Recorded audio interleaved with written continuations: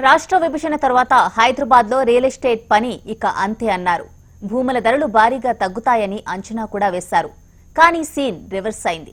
రోజురోజుకు నగరంలో real estate రంగం ఎన్నడూ లేనంతగా ఊపందుకుంటోంది. హెచ్ఎండిఏ నిర్వహించిన ఉప్పల్ భగయత్ ఫ్లాట్లకు అనూహ్య స్పందన వచ్చింది. భారీ ధరలకు ఫ్లాట్లు అమ్ముడుపోయాయి.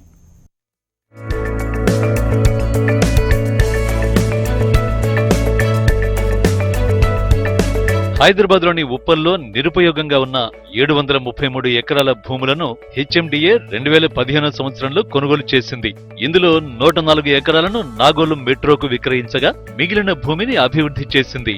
ఉప్పల్ భగాయత్తుగా పేరు పొందిన ఈ భూముల్లో 630 లేఅవుట్లను వేసి గత వారం అమ్మకానికి పెట్టింది హెచ్ఎండిఏ.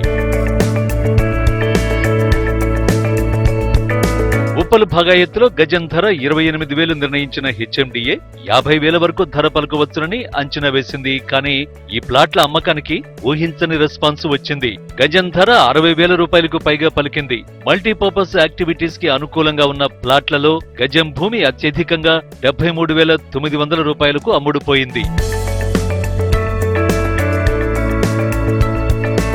హైదరాబాద్ లో రియల్ ఎస్టేట్ దారుణంగా పడిపోతుందన్నారు. కానీ అందరి అంచనాలను తారుమారు చేస్తూ హైదరాబాద్ లో రోజుకి రియల్ ఎస్టేట్ రంగం పుంజుకుంటోంది. దానికి ప్రధానంగా ఈ మధ్య జరిగినటువంటి మనం ఉప్పల్ భగాయత్ భూముల యొక్క మొత్తం హెచ్ఎండిఏ ఏదైతే తన అంచనా వేసిందో అంచనాకు మించి డబుల్ రెట్టింపు రేట్లు ధరలు అటు హెచ్ఎండిఏకు సొంతమయ్యాయి. ఉప్పల్ భగాయత్లో 131,000 చదరపు గజాల భూములను అమ్మడం ద్వారా 677 కోట్ల రూపాయల ఆదాయం హెచ్ఎండిఏకు వచ్చింది.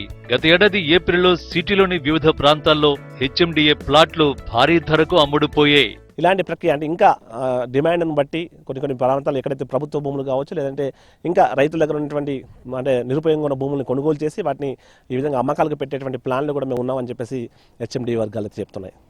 పర్సన్ రాజుతో కలిసి రమణ, హెచ్ఎం టీవీ, హైదరాబాద్.